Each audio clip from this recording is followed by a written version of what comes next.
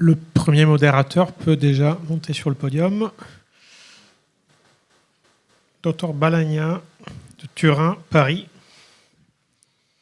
qui n'est pas là, visiblement. C'est Manuel qui présente ? Un peu d'origine italienne, mais il n'a pas pu venir, donc c'est moi. Donc effectivement, c'est une étude sur l'association des tiges sur mesure et des bandes sous la mer dans la scoliose et la déformation de l'adulte, qui a été fait par Alberto Balagna, qui était notre interne de Turin, et avec l'ensemble de l'équipe. Donc dans la chirurgie de correction, on a plusieurs techniques, le cantilever, la dérotation, le cintrage in situ, la translation postéromédiale. Et l'objectif, c'est globalement aujourd'hui d'avoir une correction 3D et stable avec un patient bien aligné et un bon résultat clinique et radiologique. Alors, dans la chirurgie des scolioses, plusieurs papiers ont montré l'efficacité des bandes sous la mer, à la fois en pédiatrie initialement, mais aussi en adulte, avec une bonne correction dans le plan coronal, un intérêt pour, par exemple, des pédicules hypoplasiques ou des sujets ostéoporotiques, mais aussi un intérêt pour corriger l'hypocyphose. Et plus récemment, nous avons eu les tiges sur mesure qui sont arrivées, qui ont également présenté un intérêt sur plusieurs caractéristiques, sur l'exécution du planning, car le planning, ça fait longtemps que nous en faisons, mais comment bien l'exécuter. Donc, elles permettent une bonne distribution de la lordose prévue, d'éviter la rétropulsion des patients, par exemple, pour éviter les PGK, et de bons résultats cliniques aussi dans les études. En plus de cette précision péropératoire qu'elles apportent, les intérêts des tiges sur mesure sont un gain de temps, avec l'absence de nécessité de les cintrer en péropératoire.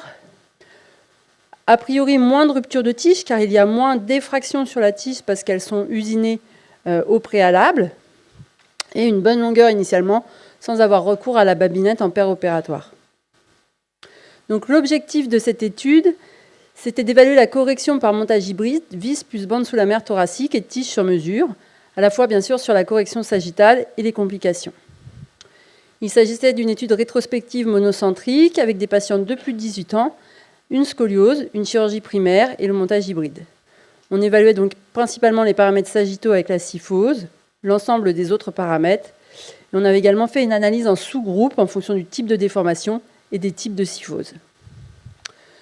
La technique chirurgicale, c'était donc l'utilisation de bandes sous la mer en thoracique, que ce soit pour corriger le plan coronal ou sagittal, des vis pédiculaires proximales et lombaires et des tiges en titane de diamètre 6.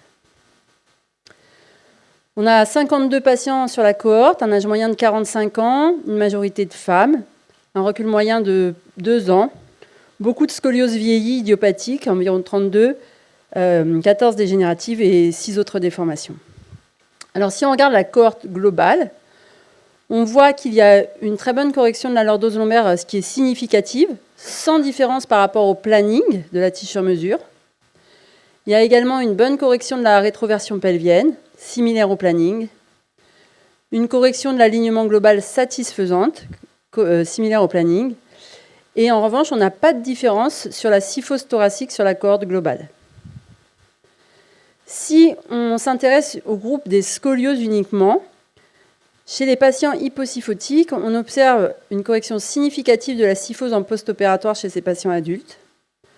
On observe une diminution de l'hypercyphose et pas de variation des normocyphotiques, pas d'aplatissement.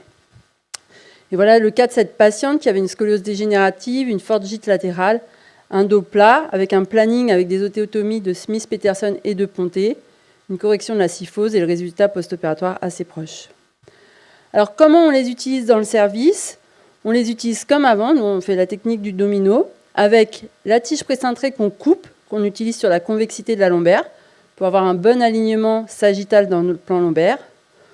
On met l'autre partie de la tige en proximale, avec des vis, des liens, et on les connecte par un domino.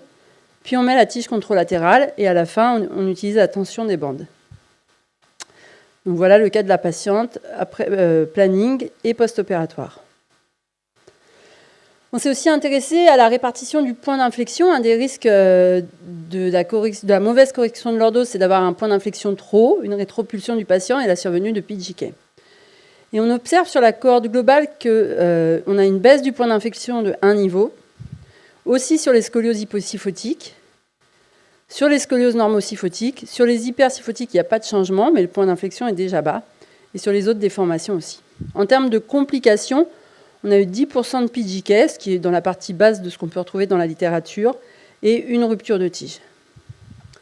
Donc en conclusion, les bandes sous la mer en thoracique associées aux tiges sur mesure, ça semble être une bonne option, sûre et efficace pour la déformation de l'adulte. Ça permet une exécution précise du planning dans le plan sagittal. Et la restauration d'un alignement assez physiologique a fait une position précise de notre point d'inflexion. Et ça semble être assez intéressant aussi sur la prévention des complications mécaniques et jonctionnelles. Bon, néanmoins, il est certain qu'on a besoin d'une plus grande cohorte, de plus de recul et aussi des données péropératoires. Cela pourrait être intéressant. Et pour avoir la suite, je vous invite à venir à Marseille cet été. Ça sera la table ronde multicentrique. Merci à tous.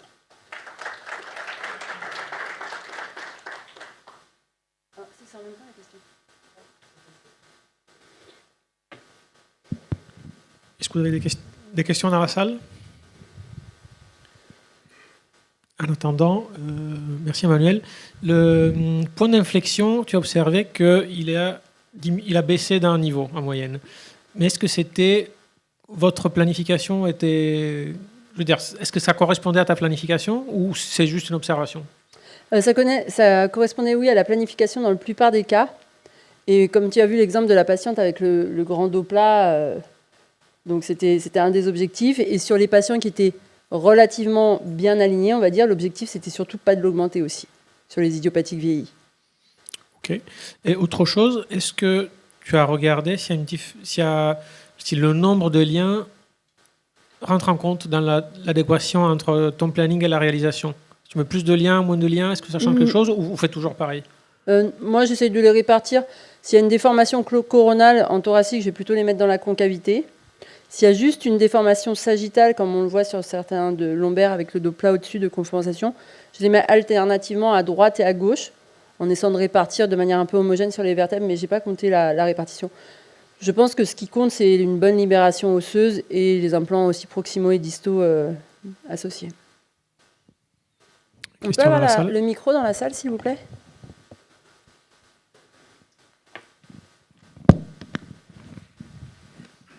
J'ai une question, Emmanuel, sur tes montages que tout lien, parce que nous, on a fait ça pendant pas mal de temps, et maintenant on associe quand même des vis à l'apex, parce que en termes de gibbosité, je trouve que les gibbosités réapparaissent. C'est un montage qui est quand même souple, qui est puissant quand tu réduis, mais j'ai l'impression que tu perds quand même un peu après. Et on a commencé par mettre une vis à l'apex dans la convexité, et maintenant on en met deux. Et on n'a pas ces pertes, tu vois, les gibbosités qui reviennent. Et je trouve que, enfin, il faut le rigidifier un peu. Enfin, je trouve que c'est un très bon outil pour réduire. Dans la concavité, c'est beaucoup moins dangereux. Mais moi, j'aime bien le stabiliser en plus, tu vois, avec deux vis dans la convexité qui sont pas dangereuses parce qu'elles sont la moelle prenant la corde. Ouais, je suis tout à fait d'accord avec toi. Donc sur les adolescents, au début, quand j'ai commencé, je mettais que des liens. Et maintenant, je mets aussi des vis dans la convexité également pour plus pousser, plus déroter. Je mets des dérotateurs dessus en même temps que je tends mes liens de l'autre côté. Bon, après là, c'est un petit peu différent parce que c'est des adultes vieillis. Donc on a moins ce phénomène évolutif du reste de croissance potentielle, etc. Mais j'en mets quand même sur les radios, tu n'as peut-être pas vu, mais j'en mets toujours 2 ou 3 sur la convexité. Et en revanche, si c'est juste un aplatissement thoracique où il n'y a pas de déformation, globalement, je mets les liens sur 5 vertèbres maximum avec 2 ou 3 prises au-dessus et beaucoup de prises en dessous. Donc la zone sans vis n'est pas très importante. C'est une question un peu subsidiaire. Est-ce que vous avez analysé le rayon de courbure de la tige après pause? Parce que on sait bien que ça prête. À un moment, c'est plus la colonne vertébrale qui va à la tige, c'est la tige qui va à la colonne. Voilà. On n'a pas analysé, mais en pair-up, on le voit. Hein, donc, surtout sur les grands copes thoraciques, à un moment, c'est la tige qui se déforme dans les 3 plans. C'est pour ça que moi, je ne prends pas de chrome cobalt à cause des histoires qu'il y a eu. Je n'ai pas envie d'avoir expliqué aux patients un risque en plus en préopératoire. Donc, je prends du titane 6. Mais néanmoins, malgré un bon release, si les déformations sont sévères, il y a une modification de la tige. Et c'est vrai que c'est un piège parce que quand tu fais ta tige comme ça, elle est prévue. Et elle est faite en théorie pour un rachis qui est homogène. Mais en fait, ton rachis, il n'est pas homogène. Il y a une zone où tu as ton apex qui est très très rigide, et après le reste, il va prêter beaucoup plus facilement, au-dessus, enfin surtout au-dessus. Et moi, j'ai tendance à hyper-syphoser l'extrémité proximale de la tige, parce que je sais que quand elle va réduire, elle va s'aplatir, et là, je vais retrouver, entre guillemets, une tige théorique satisfaisante pour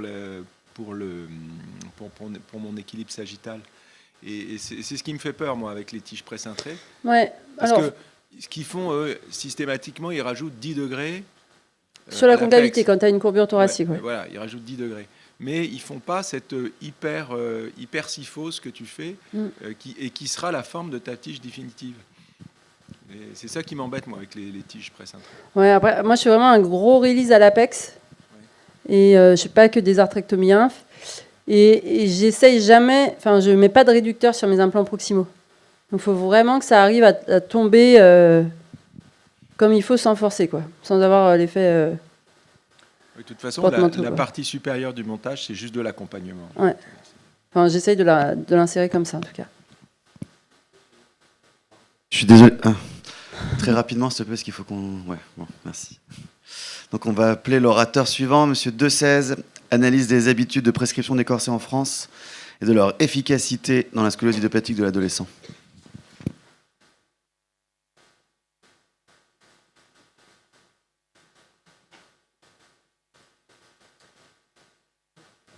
Bonjour, je remercie les organisateurs d'avoir sélectionné ma communication. On va changer, on va parler un peu moins de chirurgie, mais néanmoins de déformation. Donc pourquoi cette communication sur l'impact du corset dans le traitement conservateur des scolioses? Parce qu'il y a un débat ancien que vous avez tous connu, pour ceux qui sont plus âgés. Il y avait d'un côté des gens qui disaient le corset ne sert pas, mais c'est d'autres qui disaient oui, ça marche. Puis il y a eu un compromis qui s'est trouvé en disant si ça marche, on va faire ça chez ces patients, c'est-à-dire les critères de la SRS, c'est-à-dire entre 15 et 25 degrés, on va pas faire on va faire juste de la kinésithérapie. Entre 25 et 45 degrés, on met un corset, parce que c'est là que ça peut marcher, on va déterminer un groupe homogène. Et puis, au-dessus de 45 degrés, on va aller plutôt vers la chirurgie parce que c'est un peu tard. Voilà. Donc l'objectif du corset vis-à-vis de ça, c'est un, stabiliser l'angle de Cobb, et deux, limiter le taux de chirurgie. Et puis, à terme, finalement, en 2013, on a une communication qui a arrêté le débat. Le corset est très efficace. Il est extrêmement efficace et il y a deux critères d'efficacité. L'importance de la correction et le temps de port. Et à partir de là, il y a un autre débat qui est apparu. Il y a ceux qui ont dit, voilà, on va augmenter la compliance, on trouve qu'on fait bien les corsets, on va augmenter la compliance, on va éduquer le patient, on va modifier les corsets pour les rendre plus sexy ou plus efficaces. Et puis, il y a un autre courant qui a dit, ce corset, il est mal supporté la journée.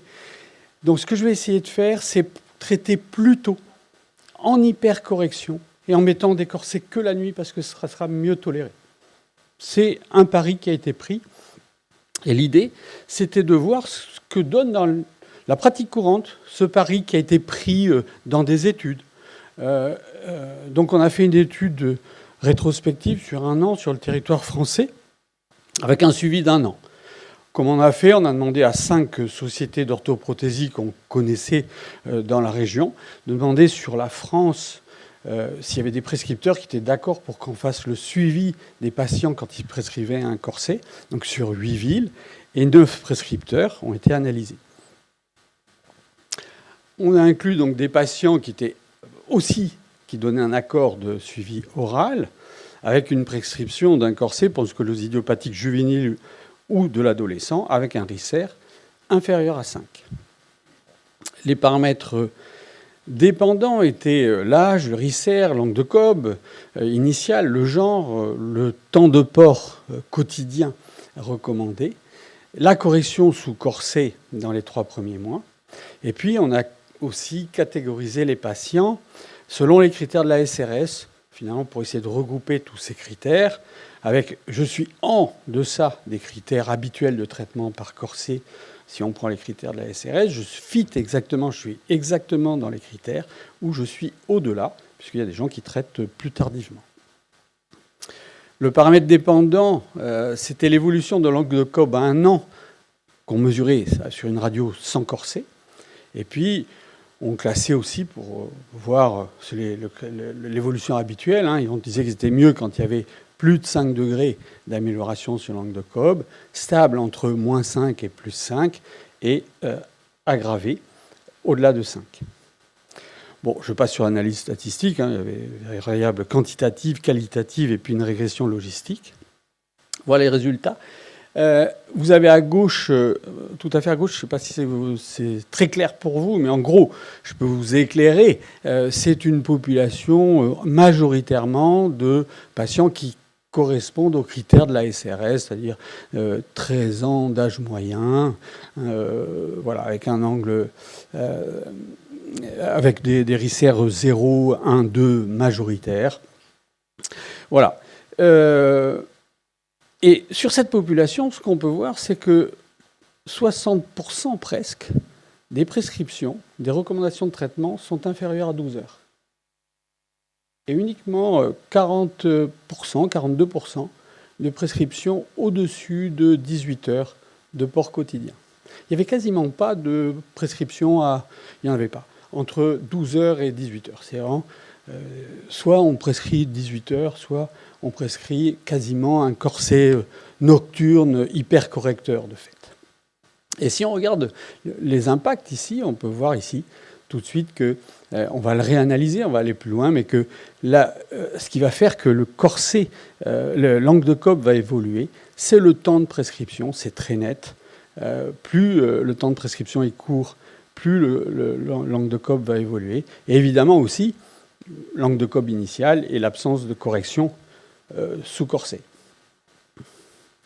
Voici une autre manière de présenter les résultats. Vous avez le pourcentage de patients dans un groupe amélioré à gauche, un groupe stabilisé au milieu et un groupe aggravé à droite. Et les bleus, c'est ceux qui portent le corset plus de 18 heures. Les rouges, c'est ceux qui le portent moins de 12 heures. Et vous voyez que plus on le porte, quand on le porte, le taux de patients qui portent le corset moins de 12 heures augmente progressivement, augmente de la gauche vers la droite, c'est-à-dire de l'amélioration vers la stabilité et l'aggravation. On peut étudier la même chose en prenant le temps de port, en analysant plutôt qu'en classant plus ou moins 18 heures, et on voit que dans la répartition dans les groupes est la même, c'est-à-dire que les améliorés portent plus le corset que les stabilisés et portent plus le corset que ceux qui s'aggravent. Donc que nous montrent ces résultats? D'abord, il souligne quelque chose d'étonnant, c'est une évolution de prescription de corset nocturne à laquelle je ne m'attendais pas vraiment, alors que les recommandations sont quand même de porter un corset toute la journée. Et ça, même en dépit, même quand on est dans les groupes assez graves, on voit quand même un certain nombre, plus de 50% des patients qui ont un traitement par corset nocturne.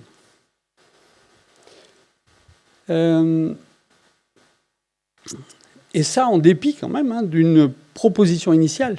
C'est-à-dire que la proposition initiale, ce qui a été proposé dans les premières études, les premiers essais, c'est on va essayer de traiter entre 15 et 25 degrés pour voir d'abord si on économise du corset et ensuite voir si on économise de la chirurgie. Aucune étude ne l'a montré encore, cette efficacité. Et même le premier essai randomisé qui a été rapporté là-dessus montre que clairement, on n'a aucune épargne de chirurgie. Donc je pense que cette étude confirme ce qui est montré dans les méta-analyses, c'est que le temps de port est extrêmement important. L'efficacité du corset en termes de prévention de l'aggravation ou même de chirurgie, il est proportionnel au temps de port prescrit. Et il est proportionnel entre 12 et 18 heures. Avant 12 heures, il est inefficace. Il y a zéro effet de prévention avant 12 heures de port de corset. Donc je pense que cette attitude qu'on a tous, ou en majorité, c'est une perte de chance pour les patients. Clairement, je pense que c'est une perte de chance. Je pense qu'il faudrait au moins, pour changer nos habitudes, attendre les résultats d'autres études. Il y en a une qui est en cours. Vous voyez qu'elle est basée sur 780 patients. On aura les résultats en 2033. Et je pense qu'elle sera négative parce que l'ensemble des essais qu'on peut analyser montrent que l'évolution n'est pas glorieuse. On a ici, dans le cas présent, avec des corsets de moins de 12 heures, plus de 25% d'aggravation en quantité au bout d'une première année. Et ça veut dire que le résultat va être mauvais, c'est clair, puisque, en gros, si on veut obtenir un taux d'échappement vers la scoliose, quand on fait un traitement orthopédique, entre 4 et 12%. Et quand on fait ce genre de traitement nocturne, on est à entre 30 et 50% de chirurgie à la fin. Donc je pense qu'il y a une perte de chance pour les patients, et je pense qu'il faut donner le message de corriger l'attitude. Merci. Je vous remercie. Il nous reste 31 secondes pour des questions. Je ne sais pas si quelqu'un a une question dans l'Assemblée. Ouais, Mathieu.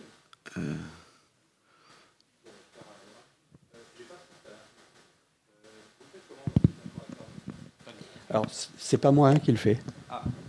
J'ai laissé aux prescripteurs le soin de faire.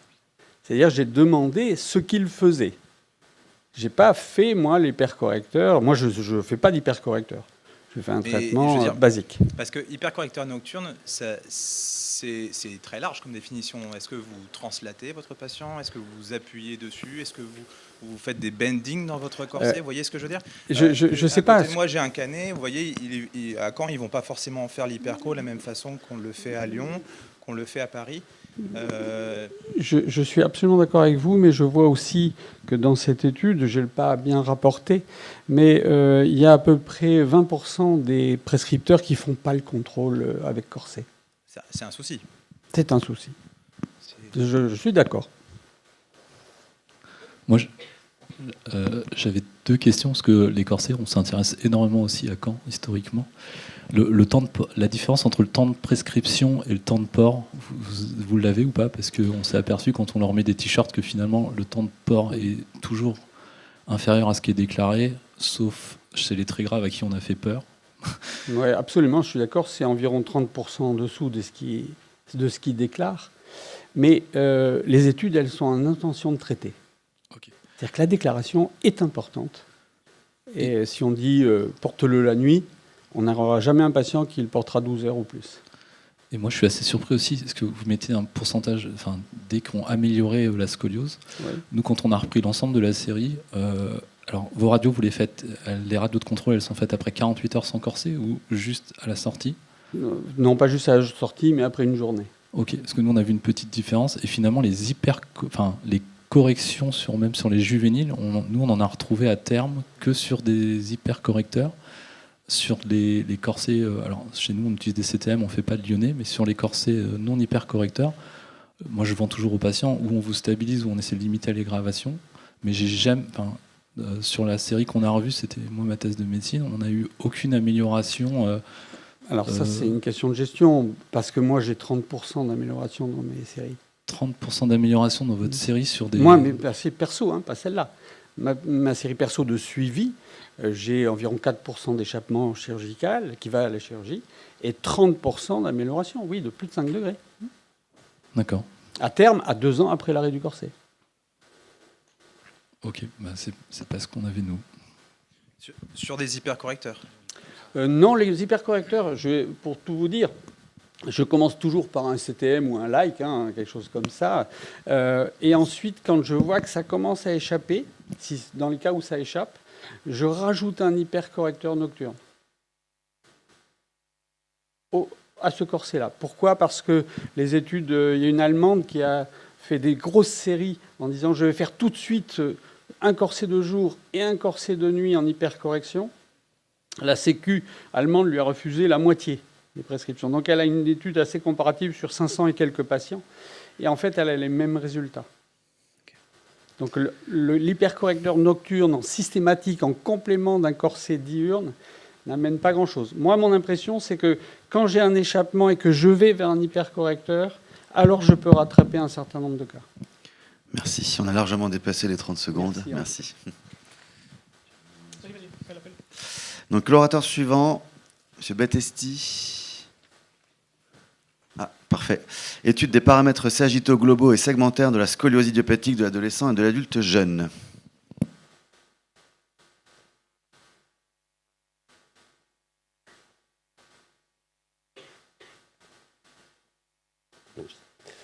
Bonjour.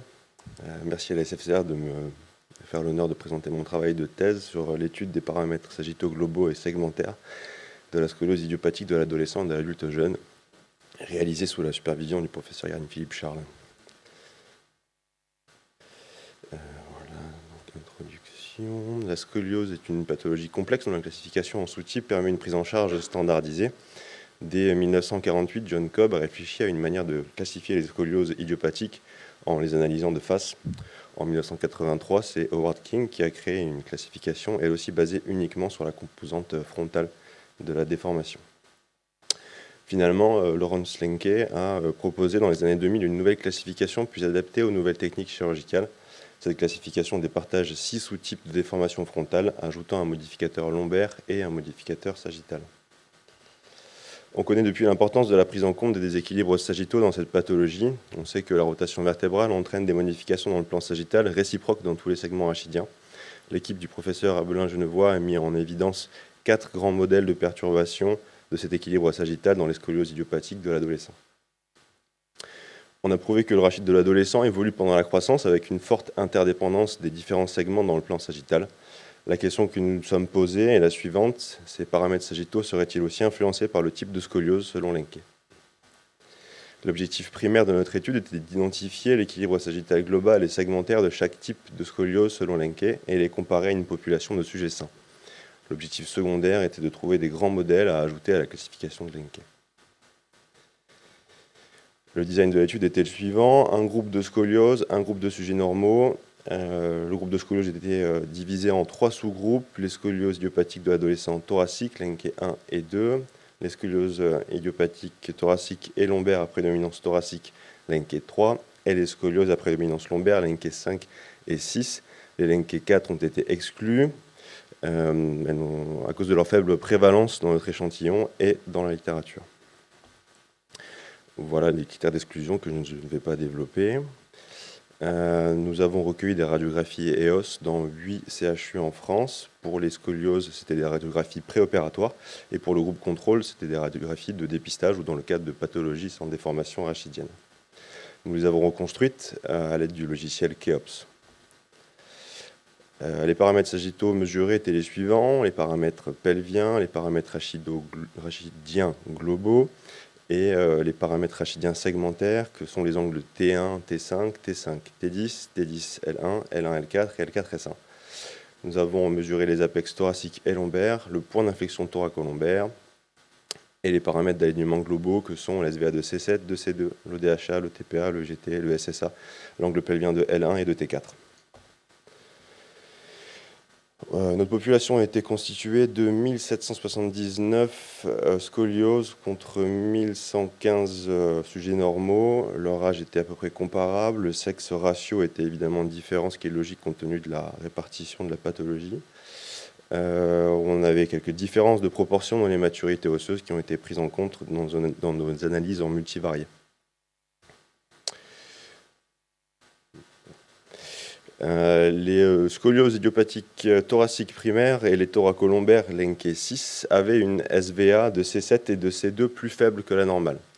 Toutes les scolioses avaient un angle spinopelvien augmenté par rapport à la population normale, et les scolioses thoraciques avaient un angle pelvien de L1 plus important que la normale. Toutes les scolioses avaient une incidence pelvienne et une pente sacrée supérieure à la normale. La version pelvienne était modérément augmentée dans les courbures thoraciques. Toutes les scolioses étaient hyposyphotiques et seules les Lenke 3 n'avaient pas une lordose lombaire significativement augmentée. Les scolioses Lenke 3 étaient hyposyphotiques en proximal et toutes les scolioses l'étaient en thoracique moyen. La jonction thoracolombaire des courbures thoraciques était significativement neutre ou syphotique par rapport à la normale et aux scolioses lombaires. Les Lenké 1, 2 et 5, 6 avaient une lordose proximale plus importante que la normale et que les autres types de Lenké. Cette tendance était plus nette pour les Lenké 1 et 2. La lordose distale des scolioses lombaires était plus importante que la normale et que les scolioses thoraciques. Le point d'inflexion thoracolombaire des scolioses Lenké 1 et 2 était plus fréquemment ascensionné en T9, T11 que les rachis-normaux et que les scolioses lombaires. L'apex thoracique des Lenké 1 et 2 était très nettement ascensionné, comme l'apex lombaire. En discussion, nous avons pu mettre en évidence les perturbations pelviennes et lombaires, en particulier des scolioses thoraciques, avec un angle pelvien de L1 augmenté, une incidence pelvienne, une pente sacrée augmentée et une hyperlordose globale, mettant en évidence l'importance de leur prise en compte dans une correction sélective. Nous avons pu apporter une analyse de l'angle pelvien de L1 et des résultats originaux dans la pente sacrée. Comme observé et expliqué par les équipes des professeurs Charles et Abelin-Genevois, nous avons retrouvé une hyposyphose distale des scolioses thoraciques, suggérant de nouveau l'importance d'une correction attentive de la syphose dans ces zones. Comme Clément et associé, nous avons retrouvé une hyperlordose proximale des scolioses Lenké 1 et 2, suggérant l'intérêt de tiges légèrement syphotiques dans cette zone. En accord avec l'article de Abelin-Genevois, nous avons pu mettre en évidence des grands modèles de perturbation de l'équilibre sagittal sur lesquels je compte revenir en conclusion. Notre étude multicentrique a été réalisée sur une grande population, sur des critères objectifs et des multiples paramètres, mais c'est un travail rétrospectif fait uniquement sur des scolioses sévères, sans distinction en fonction de la sévérité. Les Lenké 1C, 3 et 6, dont on connaît le recouvrement, ont été mis dans des sous-groupes séparés. En conclusion, on peut revenir sur ces grands modèles de déformation sagittale retrouvés dans nos sous-groupes. Les Lenké 1 et 2 avaient une hyposyphose thoracique distale avec un apex thoracique cranialisé.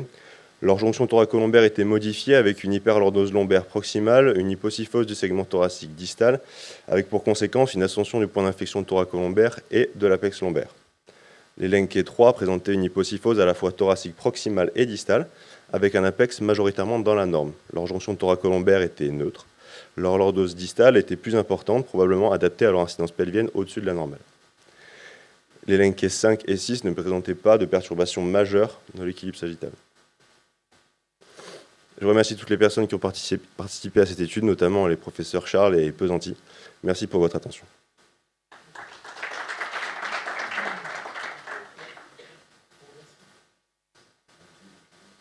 Merci. Il y a un petit biais dans les modérateurs parce qu'on est co-auteurs tous les deux, donc on aura du mal à nous critiquer. Est-ce qu'il y a des questions dans la salle ?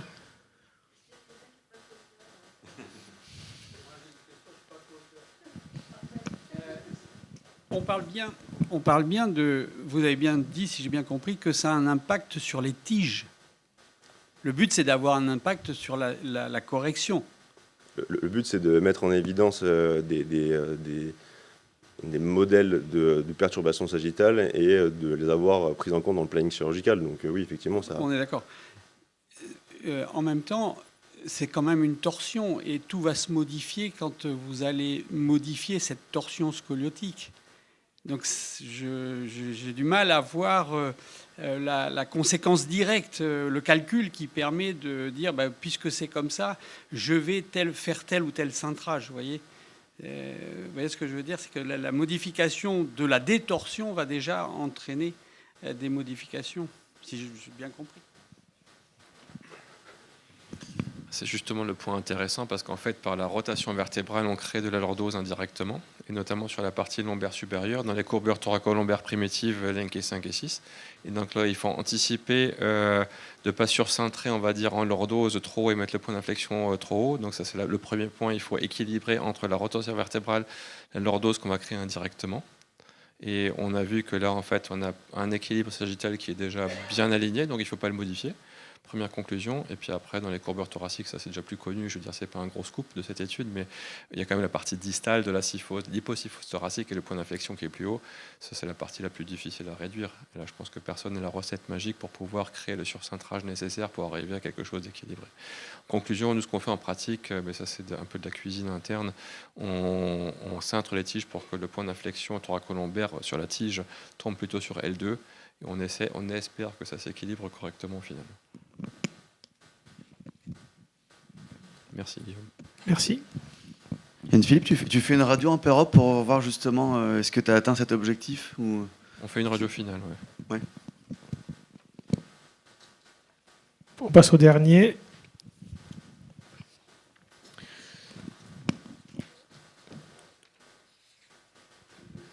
J'ai perdu le... Pardon. Donc, docteur Dolé de Caen, qui nous parle de la chirurgie de la sclérose idiopathique. Peut-elle atténuer les inégalités socio-économiques ? Donc, je tenais avant tout à remercier les centres qui ont participé à notre étude. Tous les centres du G4 et à Paris, le centre Robert Debré et l'hôpital Necker. J'avais déjà présenté à la CFCR nos premiers travaux. Donc, en fait, on s'est intéressé sur les disparités socio-économiques qui existent dans la prise en charge de la scoliose. Donc, quand on regarde la littérature, finalement, c'est une littérature très américaine et un tout petit peu la Chine qui retrouve des inégalités socio-économiques aux États-Unis, que ce soit sur l'ethnie d'origine, le type d'assurance, avec un vrai retard dans la prise en charge, des corrections qui sont moins satisfaisantes et des patients qui présentent plus de complications. Pour les États-Unis, en Chine, on a uniquement des disparités géographiques d'accès en fonction des différents cantons qu'ils ont et de la distance avec l'hôpital. Et en Europe, il n'y avait pas du tout de littérature. Donc nous, on a regardé sur une première étude rétrospective en France sur quasiment 900 scolioses qui en étaient en France, avec un modèle universel. Et on s'aperçoit qu'une fois que les patients sont rentrés dans la prise en charge, il n'y avait pas de disparité socio-économique. En revanche, à l'adressage ou au diagnostic, il y avait un retard significatif chez les patients qui étaient socio-économiquement défavorisés, à savoir qu'ils arrivaient à la première consultation avec un nombre de COP qui était plus important. En revanche, pas de disparité géographique retrouvée en fonction de si vous étiez loin ou non d'un CHU ou du centre de référence qui vous prenait en charge. Donc tout ça, c'est bien beau, mais finalement, une fois de plus, ce qui est le plus intéressant pour les patients, si on s'est aperçu que la chirurgie est faite à peu près de la même façon, est-ce qu'on a une différence socio-économique ? C'est-à-dire, est-ce que si vous êtes favorisé, vous allez avoir une qualité de vie qui va mieux ou moins bien évoluer que quelqu'un qui est défavorisé dans votre prise en charge de la scoliose ? Tout ça pour but, à terme, de faire des préventions pour garantir un accès aux soins qui soit similaire et de la meilleure qualité pour tout le monde. Donc on a fait de façon prospective une évaluation des niveaux socio-économiques des scolioses qu'on a intégrés. Donc quand on fait une évaluation socio-économique, il y a deux façons. Ou vous utilisez ce qu'on appelle un proxy, c'est-à-dire qui donne un score global à votre foyer. Ça c'est très bien, mais il faut un énorme nombre de patients pour pouvoir le faire. On dit en théorie au moins 500 ou 800 patients, donc en prospective c'est extrêmement compliqué. Par contre, ce qu'on a le gros avantage de pouvoir faire en prospective, c'est de s'intéresser à chaque sous-secteur du niveau socio-économique que je vous ai décrit là, donc à savoir l'éducation du foyer, la couverture médicale, les revenus, le type de logement, le métier et le statut marital. Donc, on a regardé avec un questionnaire de qualité de vie avant la scoliose et à 1 an après la scoliose, comment est-ce qu'évoluait cette qualité de vie. On avait une population qui était une population stable de scoliose qu'on connaît tous, plutôt des filles, avec un angle de COB aux alentours de 60 degrés, et une population de 87 patients pris en prospectif. Le critère de jugement principal était est-ce qu'il existe une variation différentielle entre les scores, entre les gens qui étaient défavorisés ou non favorisés en fonction du secteur. Et ce qu'il en ressort, c'est qu'on a retrouvé une différence significative au niveau du niveau d'éducation de la mère ou du parent seul, quand c'était pas une maman, donc c'était un papa, et on s'aperçoit quand même qu'il y a quasiment 10 points d'écart sur le score total au niveau de ces patients-là. Donc ça, c'est bien intéressant de dire qu'il y a une variation qui est différente, qui finalement va plutôt dans le sens que les gens qui sont défavorisés s'améliorent plus, mais qu'est-ce que ça veut dire ? Donc on a regardé qu'est-ce qui se passait avant la chirurgie et après la chirurgie. Finalement, ce qu'on voit, c'est qu'avant la chirurgie, toujours uniquement sur l'éducation de la mère ou du parent seul, c'est que la fonction et l'image de soi a été détériorée avant la chirurgie et que la chirurgie, elle permet de revenir quasiment à un niveau stable en post-opératoire, parce qu'il n'y a plus de différence en post-opératoire. Donc on a regardé sur l'ensemble de la population toutes les différences qu'on avait en préopératoire. Donc là, vous avez tous les petits carrés rouges chez les différences qu'on avait en préopératoire. Et on s'aperçoit en post-opératoire que où on les gomme, où elles restent en étant un tout petit peu diminuées. On n'a qu'une seule apparition, c'était le petit carré orange que vous aviez. Donc, ce qu'on tire de cette étude-là, avec bien sûr l'ensemble des biais qu'il y a, c'est qu'en fait, finalement, la chirurgie elle a tendance plutôt à lisser ce vécu différentiel entre la population qui est défavorisée et la population qui n'est pas défavorisée. Donc, ce qui est intéressant de cette étude-là, c'est que c'est la première qui est faite au niveau mondial. On a plutôt des résultats qui sont très encourageants. Ce n'était pas forcément ce qu'on s'attendait. C'est une étude qui est multicentrique.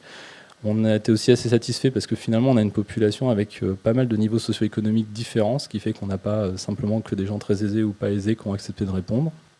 En revanche, gros biais d'inclusion dans l'étude, puisqu'il y a certains centres où il y a beaucoup de gens qui ont refusé à partir du moment où on leur demandait leur salaire et leur niveau socio-économique de répondre. On sait qu'il y a un biais avec souvent les gens qui sont plus favorisés qui ne veulent pas répondre. Pourtant, tout était anonymisé. On a une population qui est assez faible, mais qui permet, en termes d'épidémiologie, quand même, de pouvoir donner des réponses. Et puis l'autre question, c'est qu'il y a plusieurs hypothèses qui sont décrites dans la littérature, mais la genèse de l'inégalité due au niveau d'éducation de la mère n'est pas toujours facile à comprendre, notamment ici. La conclusion de cette première étude, c'est quand même que la chirurgie elle a l'air plutôt de lisser les inégalités socio-économiques dans le vécu de la scoliose, et ce serait quelque chose d'assez intéressant de se dire que finalement, on n'a pas besoin, après la chirurgie, de faire de prise en charge différente entre les patients. Par contre, avant la chirurgie, ce sera l'objet d'un travail futur. Est-ce que ça serait peut-être pas intéressant, justement, puisqu'on voit que la fonction et que le vécu, l'image de soi est quand même pas mal perturbée chez les gens qui sont défavorisés, ce serait intéressant d'aller peut-être faire un peu plus de kiné chez ces gens-là et peut-être un peu plus de suivi psychologique pour essayer de les ramener au niveau de la population moins défavorisée. Je vous remercie. Merci. Je ne sais pas s'il y a des questions dans l'audience. Vous avez corrélé un petit peu les données, les scores aux données radiographiques. Est-ce qu'ils avaient des raisons de se sentir plus moche, entre guillemets? Alors, plus de langue de corps, plus de déformation? Justement, il n'y a pas de raison. Alors, je ne vous ai pas mis tout dans l'étude, mais on a aussi des patients qui ont refusé de répondre au deuxième questionnaire de qualité de vie. Ils n'étaient pas différents non plus. On n'avait pas de différence sur l'angle de Cobb et on n'avait pas de différence sur l'âge aussi. Parce qu'on s'est pas mal posé la question, notamment on est en train de faire une autre étude et finalement les gens qui ont la CMU sont peut-être détectés un tout petit peu plus tôt que les autres. Et donc on s'était dit, si les CMU viennent plus tôt, est-ce que s'ils sont opérés plus tôt, ça ne peut pas changer le vécu? Et on n'a pas de différence sur nos résultats, sous réserve bien sûr que sur des paramètres comme ça qui sont entre guillemets un peu petits, quand on a une population de 87, c'est un petit peu moins fiable que quand on a 1000 patients, quoi. Monsieur Steib. Oui, ça m'a fait penser à une étude qu'on avait fait, il y a beaucoup d'entre vous qui étaient pas nés, c'était en 1980, sur l'avenir des filles qui avaient une scoliose. Alors vous savez qu'à cette époque-là, si elles avaient un corset, elles passaient des semaines à l'hôpital. Si elles étaient opérées, elles passaient des semaines à l'hôpital, des mois. Qu'il n'y avait pas d'Internet, il n'y avait pas de trucs comme ça. Et on avait comparé le devenir de ces filles avec la population générale française. Et on avait trouvé que les filles porteuses d'une scoliose avaient un niveau social plus important que la moyenne, parce que elles n'allaient pas voir les garçons, elles n'allaient pas dans les boîtes de nuit, elles faisaient leurs devoirs, etc. Et donc elles faisaient plus d'études, plus sérieusement, encore plus sérieusement qu'elles le font aujourd'hui, puisqu'elles sont plus sérieuses que les garçons. Et donc avoir une scoliose était un plus social. Point. Ce qui est intéressant, un peu ce qui va dans votre sens, alors c'est sur une autre pathologie, mais sur l'épiphysiolyse fémorale, à l'époque où on les traitait énormément, l'ostéochondrite, à l'époque où on les mettait énormément en centre en traction, on a remonté, au niveau de l'éducation, on a montré les rééducateurs que finalement les enfants qui étaient très défavorisés, on arrivait par 1 an d'hospitalisation à les ramener à un niveau scolaire à peu près semblable au reste et qu'on arrivait à le garder dans le temps. Bon, quand on en parle aussi avec les rééducateurs, parce que côté familial, il y a chez les rééducateurs pédiatres, on a aussi probablement rendu quelques enfants fous à les tracter pendant 3 ans, mais il y a forcément une amélioration dans la prise en charge, le fait que quand ça ne va pas, on les rattrape, quoi. Dernière question, Thierry Autant.